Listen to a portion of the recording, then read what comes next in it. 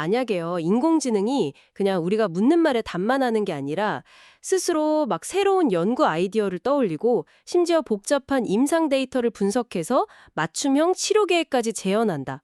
어떠실 것 같으세요? 몇 년 전만 해도 완전 SF 영화 속 이야기였는데 청취자께서 보내주신 2026년 1월 네이처 리뷰 캔서 아티클에 보니까 이게 정말 현실의 문턱까지 와 있더라고요.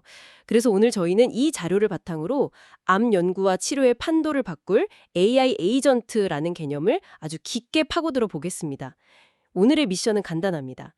기존 AI랑 이 AI 에이전트라는 게 도대체 뭐가 다른지, 그래서 이게 우리 연구실과 진료실을 어떻게 바꾸고 있는지 그 핵심을 한번 꿰뚫어 보는 겁니다. 네, 오늘 이야기는 정말 흥미진진할 겁니다. 본격적으로 시작하기 전에 AI 에이전트라는 용어부터 좀 명확해야 할 것 같아요. 이 아티클은 AI 에이전트를 우리가 흔히 아는 AI, 그러니까 주어진 데이터를 분류하거나 예측하는 모델과는 아예 근본적으로 다른 존재로 정의하거든요. 핵심은 행동을 할 수 있다는 거예요. 행동이요? 그게 무슨 뜻이죠? 그냥 결과를 보여주는 게 아니라 뭔가를 직접 수행한다는 건가요? 바로 그겁니다. 주변 환경을 인식하고 스스로 학습해서 그에 맞춰서 이제 준자율적으로 행동하는 시스템인 거죠. 그리고 그 행동의 두뇌 역할을 하는 게 바로 대규모 언어 모델, LLM입니다. 이 LLM을 추론 엔진으로 써서 복잡한 목표를 달성하기 위한 계획을 세우고 필요한 도구를 사용해서 직접 실행까지 하는 것. 이게 가장 큰 차이점입니다. 계획하고 실행한다. 이 키워드를 딱 잡고 한번 본격적으로 들어가 보죠. 우리가 이미 익숙한 의료 AI들 있잖아요. 엑스레이 사진 보고 폐렴을 찾아낸다거나 하는 그런 영상 판독 AI 같은 것들이요.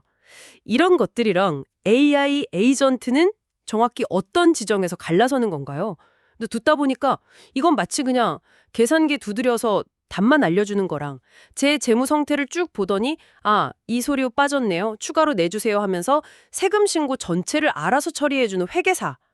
딱 그 차이 같다는 생각이 드는데요. 아, 그 비유 정말 딱이네요. 완벽한 비유입니다. 이 아티클의 박스 2에서도 바로 그 차이를 정확하게 지적하고 있어요. 기존 AI는 말씀하신 대로 딱 계산기 같은 거죠. 좁고 특화된 단일 작업, 예를 들면 영상 판독 하나에만 집중합니다. 사용자가 이미지를 입력해야만 수동적으로 반응하고 정해진 규칙에 따라서 그냥 답을 내놓잖아요. 그렇죠. 시키는 것만 하죠. 네. 근데 회계사 같은 AI 에이전트는 다릅니다. 여러 영역에 걸쳐서 멀티태스킹이 가능하고 세금 신고에 필요하면 국세청 데이터베이스에 접속하는 것처럼 능동적으로 정보를 수집하거나 다른 시스템하고 상호작용을 해요. 그러니까 스스로 이 정보가 부족하네. 저기 가서 가져와야겠다. 이렇게 판단하고 움직인다는 거군요. 맞습니다. 여러 단계에 걸쳐 계획을 세우고 추론하고 또 새로운 정보가 들어오면 실시간으로 전략을 수정하죠. 지속적인 학습이랑 자기 개선 능력은 기본이고요. 그리고 그 모든 능력의 기반에 바로 도구 사용이 있습니다. 도구 사용이요? 네. AI 에이전트는 외부 소프트웨어나 데이터베이스에 접근하고 필요하면 코드를 직접 짜서 실행하는 등 다양한 도구를 쓸 수 있어요. 회계사가 세법 데이터베이스를 조회하고 회계 프로그램을 쓰는 것처럼요. 이 도구 사용 능력이 에이전트한테 자율성과 실행력을 주는 결정적인 차이를 만들어냅니다. 바로 그 지점이 정말 흥미롭습니다. 이 에이전트의 두뇌 역할을 하는 게 LLM이라고 하셨는데 아티클을 보니 2024년, 2025년에 등장한 오픈 AI의 O1이나 구글의 제미니 2.0 플래시 탱킹 같은 거 이런 차세대 추론 모델들이 이런 기술의 기반이 됐다고 하더라고요. 단순히 말을 잘하는 걸 넘어서 단계별로 생각하는 능력이 비약적으로 좋아졌다고요? 네, 그 추론 능력이 모든 것의 핵심입니다. 아티클의 그림 2를 보면 가장 기본적인 에이전트의 작동 원리가 잘 나와 있는데요. LLM이라는 두뇌에 외부 도구가 연결된 형태예요. 아주 간단한 예를 들어볼까요? 네, 좋죠. LLM이 종종 복잡한 계산에서 좀 어이없는 실수를 하잖아요. 환각 현상처럼. 그런데 여기에 오픈 메디칼크 같은 의료, 계산 전문 도구를 딱 연결해 주는 겁니다. 그러면 LLM이 이건 복잡한 약물 용량 계산이군. 내가 직접 하는 대신 오틴 메디칼크를 써야겠다. 이렇게 판단하고 도구를 실행시켜서 정확한 값을 얻어내는 거죠. 간단하지만 엄청나게 강력한 에이전트가 탄생하는 겁니다. 하나의 에이전트만으로도 이렇게 똑똑한데 그럼 여러 에이전트가 팀을 이뤄서 일하는 것도 가능하겠네요. 약간 어벤져스처럼요? 정확합니다. 그걸 멀티 에이전트 시스템이라고 부릅니다. 암 연구를 예로 들면 한 에이전트는 분자 생물학자 역할을 맡아서 유전체 데이터를 막 파고들고, 다른 에이전트는 임상 종양학자로서 환자 차트랑 임상 시험 결과를 분석하고, 세 번째는 생물 통계학자가 돼서 데이터의 통계적 유의성을 검증하는 거죠. 이들이 마치 인간 연구팀처럼 서로 메시지를 주고받으면서 토론하고 협력해서 문제를 해결해 나갑니다. 흥미롭긴 한데 잠깐만요. 한편으로는 좀 비효율적으로 들리기도 해요. 그냥 아주 똑똑한 AI 하나가 그 모든 전문가 역할을 내부적으로 다 수행하면 되는 거 아닌가요? 굳이 여러 에이전트로 나눠서 이렇게 소통하게 만드는 이유가 있을까요? 굉장히 날카로운 질문이시고 실제로 아티클의 박스4에서도 그 점을 지적합니다. 잘 설계된 거대한 단일 모델이 내부적으로 여러 역할을 분담하는 게 더 효율적일 수도 있다는 거죠. 아직 학계에서도 논쟁 중인 부분이에요. 그럼에도 멀티 에이전트 시스템이 갖는 잠재적인 강점은 바로 해석 가능성이 있습니다. 해석 가능성이요? 네, 각 에이전트, 그러니까 분자 생물학자, 종양학자의 의사결정 과정이랑 논리를 우리가 투명하게 들여다볼 수 있거든요. 아, 통계학자 에이전트가 이런 이유로 저 가설에 반대했구나 하고 추적할 수 있으니까 최종 결론이 어떻게 나왔는지 이해하고 신뢰하기가 더 쉬워지는 거죠. 그렇군요. 블랙박스 같던 AI의 머릿속을 들여다볼 수 있는 창문이 여러 개 생기는 셈이네요.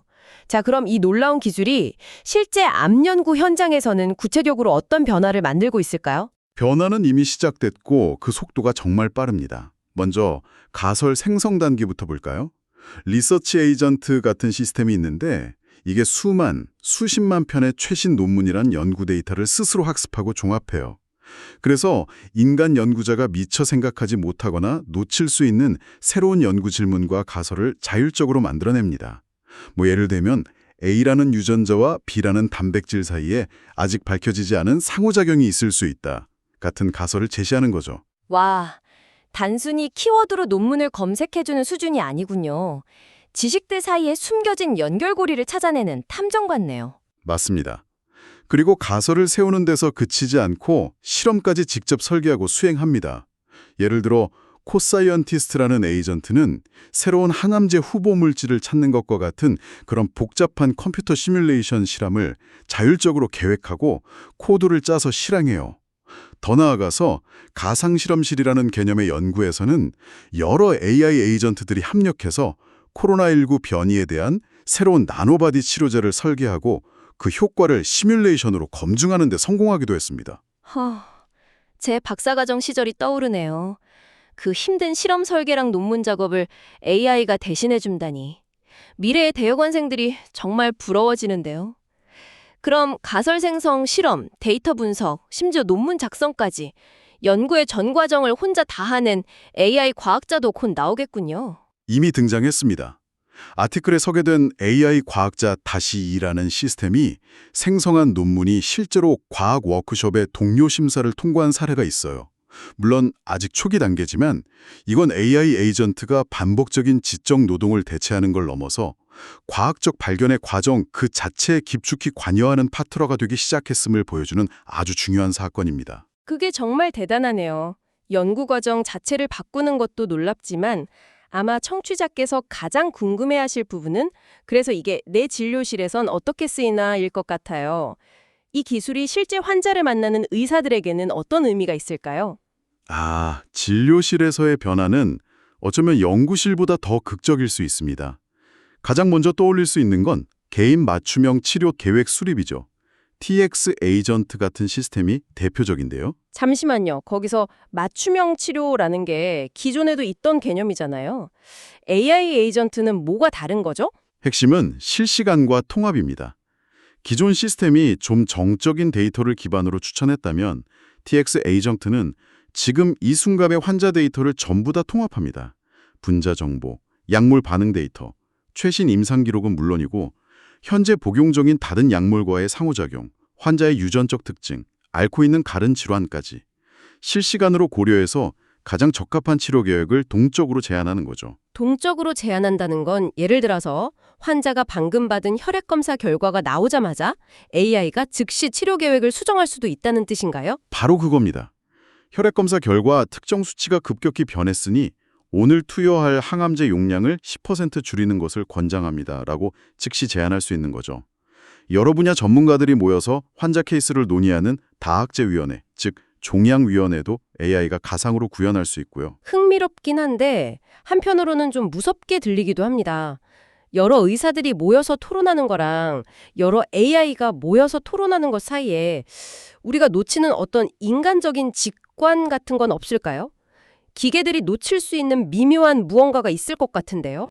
굉장히 중요한 우려입니다. 그래서 아티클이 소개하는 방안의 AI 에이전트라는 연구가 흥미로워요. 이 연구는 간식이식위원회를 모델로 했는데요.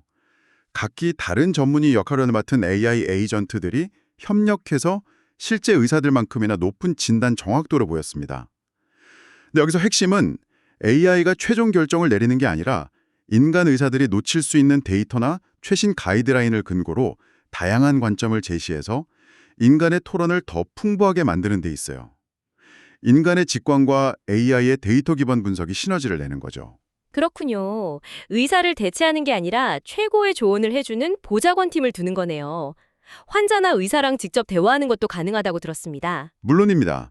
구글이 개발한 AMIE 시스템이 아주 좋은 예입니다. ME는 단순한 챗봇이 아니에요. 환자나 의사랑 여러 차례 대화를 나누면서 진단에 필요한 정보가 부족하다고 판단하면 능동적으로 추가 정보를 요청해요. 예를 들어서 환자분의 설명을 들어보니 피부 발진이 중요해 보이는데 혹시 스마트폰으로 그 부위를 찍어서 보내주실 수 있나요? 이렇게 말하는 식이죠. 와, 사진을 보내달라고 요청할 정도라니. 네. 그렇게 얻은 정보랑 수백 개의 최신 진료 가이드라인을 순식간에 검토해서 최종 진단에 대한 의견을 제시합니다. 실제 연구에서 일반이랑 비교했을 때 동등하거나 더 나은 성능을 보였다고 하죠. 그 상호작용의 수준이 정말 다르네요. 마지막으로 의사들의 행정 업무 부담을 줄여주는 것도 엄청난 도움이 될 것 같습니다. 제 주치의 선생님도 보면 진료 시간보다 컴퓨터에 뭔가를 입력하는 시간이 더 긴 것 같거든요. 매우 중요한 지점입니다. 의사들이 업무 시간의 최대 절반을 서류 작업에 쓴다는 통계도 있거든요. AI 에이전트가 병원의 전자의무 기록인 EHR 시스템에 통합되면 이런 부담을 혁신적으로 줄일 수 있습니다. 복잡한 진료 기록을 요약해서 보고서를 자동으로 작성해주거나 특정 환자에게 가장 적합한 임상시험을 전 세계 데이터베이스에서 몇 초 만에 찾아주는 거죠. 이렇게 절약된 시간은 의사가 컴퓨터가 아닌 환자의 얼굴을 보고 더 깊이 교감하며 복잡한 치료 결정에 집중하는 데 쓰일 수 있습니다. 이 모든 이야기가 정말 대단한 잠재력을 보여주지만 한편으로는 아직 너무 먼 미래처럼 들리기도 합니다. 이 모든 것을 현실화하는 데 있어서 가장 큰 장애물, 현실적인 걸림돌은 무엇일까요? 당연히 여러 현실적인 과제들이 산적해 있습니다. 첫째는 성능 평가의 어려움이에요. 정답이 하나로 정해져 있지 않은 복잡한 실제 임상 환경에서 이 에이전트가 정말 잘하고 있는가를 어떻게 정확하고 공정하게 측정할 것인가 하는 문제죠. 이를 위해 매드 에이전트 벤치 같은 새로운 평가 기준들이 개발되고 있습니다.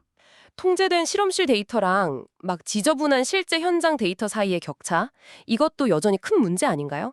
과거에도 비슷한 시도가 있었다가 실패한 적이 있었잖아요. 맞습니다. 바로 실험실에서 현실로의 격차 문제입니다. 이 점을 지적하지 않을 수 없는데 과거에 큰 기대를 모았던 IBM 왓슨 포 온콜로지가 대표적인 경고 사례죠. 왓슨이 실패했던 핵심적인 이유가 실제 병원 데이터가 너무나 지저분했기 때문입니다. 오타, 의사들만 아는 줄임말, 누락된 값들. 왓슨은 잘 정제된 교과서 데이터로 훈련받았기 때문에 이 현실의 벽을 넘지 못했어요. 이건 모든 AI 에이전트가 반드시 통과해야 할 중요한 시험대입니다. 또 의사들이 AI를 너무 믿게 돼서 스스로의 판단 능력이 저하되는 자동화 편향의 위험도 심각하게 고려해야 합니다. 기술적인 문제 외에 법이나 윤리 문제도 복잡하겠네요. AI 에이전트가 만약 실수를 하면 그 책임은 개발사가 지나요? 병원이 지나요? 아니면 그걸 승인한 의사가 지나요? 핵심적인 질문입니다.